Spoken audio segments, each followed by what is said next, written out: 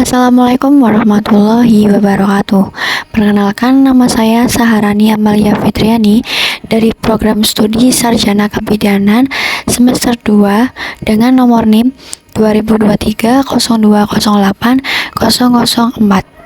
Apa sih yang akan dibahas di video ini? Yang akan dibahas di video ini adalah bagaimana sih proses sirkulasi peredaran darah janin. Oke, sebelum itu, kenapa sih janin membutuhkan sirkulasi peredaran darah? Jawabannya yaitu karena janin membutuhkan oksigen untuk bisa hidup serta berkembang selama di dalam kandungan. Namun, paru-paru janin belum berkembang sehingga oksigen yang diperoleh itu berasal dari sang ibu, yaitu melalui perantara plasenta. Nah, plasenta sendiri adalah organ yang menghubungkan aliran darah ibu dengan aliran darah janin, yang kemudian diedarkan ke seluruh tubuh janin. Untuk menghubungkan plasenta dengan janin, yaitu dengan adanya tali pusar. Tali pusar sendiri terdiri dari satu pembuluh vena dan dua pembuluh arteri. Di bagian gambar, ada yang berwarna merah adalah bagian dari darah yang kaya akan oksigen. Yang berwarna biru ini adalah bagian darah yang miskin oksigen. Sedangkan yang berwarna ungu adalah darah campuran. Langsung saja, untuk proses sirkulasi darah janin dimulai dari darah yang kaya akan oksigen dan nutrisi yang berasal dari plasenta masuk ke janin melalui vena umbilikalis. Vena umbilikalis terdapat di tali pusar janin. Kemudian, setelah melalui vena umbilikalis akan masuk ke hati, di mana di hati terdapat ductus venosus. Ductus venosus adalah saluran yang memungkinkan darah beroksigen di vena umbilikalis melewati hati dan penting untuk sirkulasi normal janin.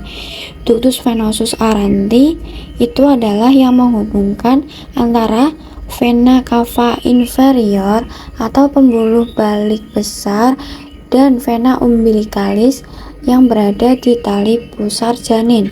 Setelah masuk ke cava inferior, selanjutnya darah masuk ke atrium dextra atau serambi kanan. Di atrium dextra, aliran darah terbagi menjadi dua. Ada yang masuk ke ventricle dextra atau bilik kanan, dan kemudian ada yang masuk ke atrium sinistra atau serambi kiri melalui foramen ovale. Foramen ovale adalah lubang antara atrium kiri dan kanan. Darah yang berada di ventricle dextra kemudian menuju ke paru-paru melalui arteri pulmonalis untuk memberikan nutrisi kepada paru-paru yang sedang berkembang. Darah yang berada di arteri sinistra kemudian masuk ke ventricle sinistra atau bilik kiri. Selanjutnya, darah mengalir ke aorta. Di aorta terdapat dua aliran darah. Ada yang mengarah ke arteri pulmonalis melalui ductus arteriosus botalis dan juga ada yang mengarah ke seluruh tubuh janin. Selanjutnya, darah yang banyak mengandung karbon dioksida dari seluruh tubuh janin masuk ke arteri umbilikalis, kemudian kembali ke plasenta. Setelah itu terjadi perputaran kembali dari awal. Begitulah proses sirkulasi darah janin.